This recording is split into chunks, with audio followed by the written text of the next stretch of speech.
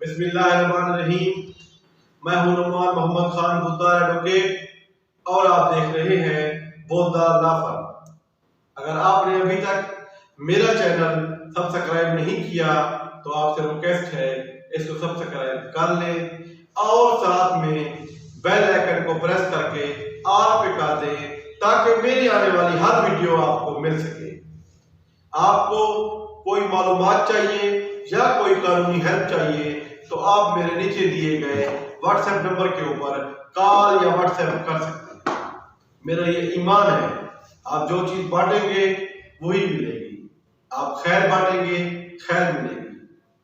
आज हम सबसे इम्पोर्टेंट टॉपिक की तरफ जा रहे हैं और जो मालूमात मैं आपको दे रहा हूँ इसकी बार बार रिक्वेस्ट की गई है। मुख्तलिफ शहरों से, मुख्तलिफ कंट्रीज से लोग सवालात पूछते हैं और लोगों के सवालात होते हैं। जो मेन टॉपिक था वो ये है कि फादर या मदर जो फौत हो जाए, जो भी, चाहे वालिद फौत हो जाए चाहे वालदा फौत हो जाए, तो उसमें बेटी का क्या शेयर होगा, डॉटर शेयर क्या होगा फादर से या मदर से जो फौत हो जाए। सबसे पहले तो मैं आपको ये बताता चलूं, जब वालिद साहब या वालदा फौत हो जाते हैं पहले तो 4 ड्यूटीज होती हैं जो हमने करनी होती है हर मुसलमान ने। पहली ड्यूटी, उनकी तदफीन के तमाम अखराजात जो है वो उनकी प्रॉपर्टी में से हमने अदा करने होते हैं। फिर उसके बाद दूसरी ड्यूटी होती है वो ये होती है, अगर उनका कोई कर्जा है, उनका कोई लेन देन है, वो कोई बिजनेस कर रहे थे, किसी कहीं कुछ देना है कहीं लेना है, तो वो उनकी प्रॉपर्टी में से अदा किया जाता है। आमतौर पर जो वारसान होते हैं वो जनाजे से पहले वो जिम्मेवारी उठाते हैं, वो कहते हैं कि हमारी जो वालिद साहब है या वालदा है जो भी है वो कर्जे से बरी और जिम्मा हो गई, आज से मैं इनका कर्ज अदा करूंगा। जो वारसान है वो ये कहते हैं और फिर वारसान जो है वो पाबंद हो जाते हैं और वो जो मैयत होती है वो इस कर्जे से खत्म हो जाती है, उसका ताल्लुक नहीं रहता। तीसरी जो ड्यूटी है जो हम अंजाम देते हैं, अगर उन्होंने कोई वसीयत की है, कोई विल की है, उसको पूरा करना, उसको एग्जीक्यूट करना। और ये मैं आपको सबसे अहम बात बता दूं कि जो विल है, वसीयत है, वो टोटल प्रॉपर्टी जो वो वालिद या वालदा छोड़ के जा रहे हैं उसका 1/3 हो सकती है। 1/3 से ज्यादा की विल या वसीयत वो नहीं कर सकते। ये तो होगी 3 ड्यूटीज। इन 3 ड्यूटीज के बाद जो प्रॉपर्टी बचती है, यानी कि जो तदफीन के खर्चात है वो अदा हो गए, जो कर्जा था मरहूम का वो भी उसी प्रॉपर्टी से अदा हो गया, उसके अलावा कोई अगर विल थी, कोई वसीयत थी, वो एग्जीक्यूट हो गई, तो उसके बाद बाकी प्रॉपर्टी जो बचती है तो उसको तकसीम करने के मुस्लिम सक्सेशन जो एक्ट है उसके अंदर 3 तरीके हैं, 3 शेयर है। पहला शेयर है कुरानिक एयर्स या कुरानिक शेयर या शेयर। दूसरा जो है वो हमारे पास आता है रेसिड्यूरीज। तीसरा जो है वो हमारे पास आता है डिस्टिंक्ट काइंड। ये तमाम हम डिस्कस करेंगे। कुरानिक एयर्स क्या होता है? अब कुरानिक एयर्स का मतलब ये होता है वो रिलेटिव्स होते हैं या वो लोग होते हैं जो उस मैयत के, जो चाहे खातून फौत हुई है या मर्द फौत हुआ है, उसके खूनी रिश्तेदार थे और जिनकी विरासत का जिक्र कुरान पाक में किया गया है और कुरान पाक ने बता दिया है कि इनको इतना इतना हिस्सा मिलेगा। बेसिकली कुरान केयर्स में 12 जो लोग हैं वो आते हैं। पहले हस्बैंड हो गया, जो शोहर है नंबर 1 पे वो आ जाता है। उसके बाद वाइफ, उसकी जो बीवी है वो आ जाती है। फिर डॉटर का हिस्सा आ जाता है। फिर बेटे की बेटी या बेटे का बेटा वो आ जाता है। फिर बेटी की बेटा या बेटी का बेटा वो आ जाता है उसके अंदर। उसके बाद उसकी वालदा आ जाती है। उसके बाद उसके फादर आ जाते हैं। उसके पास उसके दादा आ जाते हैं। दादा ये हस्बैंड साइड से होगा, मर्द लाइन, मेल लाइन से होंगे। फिर उसके बाद उसकी दादी आ जाती है। फिर उसके बाद कंजॉइंट सिस्टर जो होती है, उसकी हम सिस्टर होती है, वो आ जाती है। फिर उसके बाद उसकी यूट्राइन सिस्टर, उसकी जो रहम की जो बहन होगी वो आ जाएगी। फिर उसके बाद 12वीं उसका यूट्राइन बिरादर जो उसका रहम का भाई होगा वो आ जाएगा। यानी कि ये 12 लोग हैं जिनका जिक्र कुरान पाक में है कि ये कुरान की अर्थ कहते हैं कि ये वो लोग होते हैं कि जो उसके मींस रियल जो जिसको शेयर कहते हैं वो आ जाते हैं।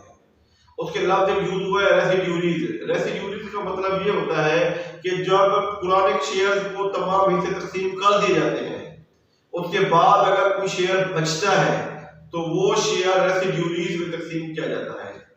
रेसिड्यूरीज की एग्जांपल इस तरह से ली जा सकती है जिस तरह फॉर एग्जांपल एक फौत हो गए एक वालिद साहब और उनका एक बेटा और 2 बेटियां थी, तो बेटे को सबसे पहले हिस्सा तकसीम कर दिया जाएगा, फिर जो बेटियां होंगी वो रेसिड्यूरीज में आ जाएंगी, यानी कि बकाया हिस्सा उनको मिल जाएगा जो 1/2 या 2/2 जो भी उसका हिस्सा बनेगा। और इसके बाद होता है डिस्टिंक्ट काइंड। डिस्टिंक्ट काइंड वो लोग होते हैं जो आपके मींस डायरेक्ट को शेयर नहीं होते, यानी कि ना शेयर होते हैं ना रेसिड्यूरीज होते हैं, बल्कि ये वो लोग होते हैं जो आपके रिश्तेदार रिलेटिव होते हैं। फीमेल साइड पे माँ की बहन होगी, माँ की बेटी होगी, माँ की कजन होगी, ये वो लोग होते हैं। जब शेयर भी पूरे हो जाए, शेयर भी कोई ना हो, रेसिड्यूरीज भी ना हो, फिर भी बच जाए तो फिर हम डिस्टिंक्ट काइंड को जो है ना वो तकसीम करते हैं। अमूमन जब आमतौर पर कलाला मैयत की विरासत तकसीम करते हैं तो कलाला मैयत के अंदर जो डिस्टिंक्ट काइंड होते हैं वो भी कवर हो जाते हैं।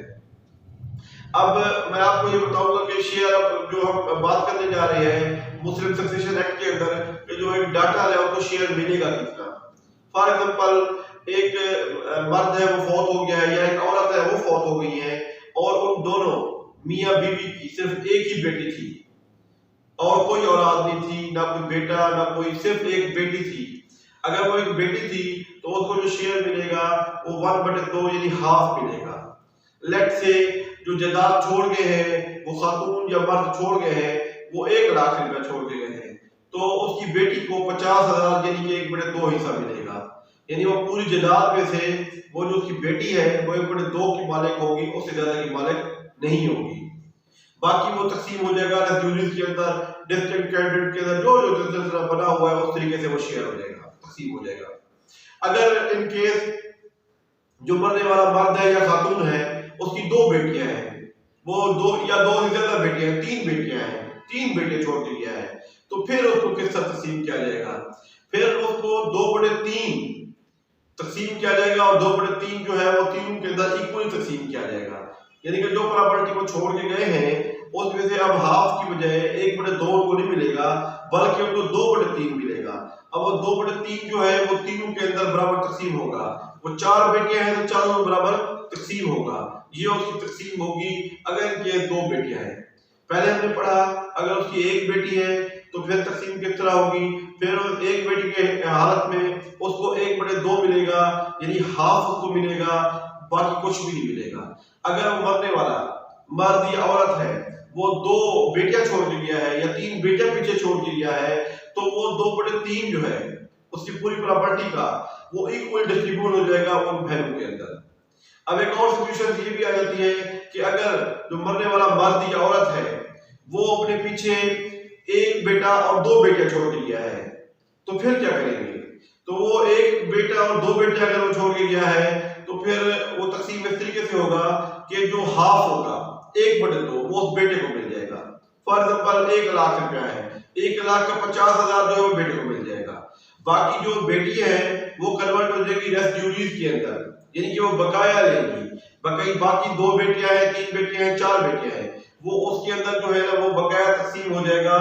यानी कि वो बराबर का, यानी कि बेटे को 2 हिस्से मिलेंगे और बेटी को 1 हिस्सा मिलेगा।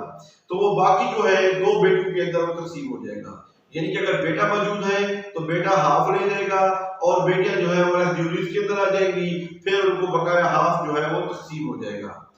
ये सबसे अहम टॉपिक था। लोग बहुत सवालात कर रहे थे, लोगों के बहुत सारे सवालात होते हैं आमतौर पर कि इन हालात में हम कैसे तकसीम करेंगे। उम्मीद है आज के लेक्चर के बाद बहुत सारे सवालात आपके हल हो गए होंगे। अगर फिर भी आपको कोई सवाल बचता है तो आप मेरे नीचे दिए गए नंबर के ऊपर व्हाट्सएप या कॉल कर सकते हैं।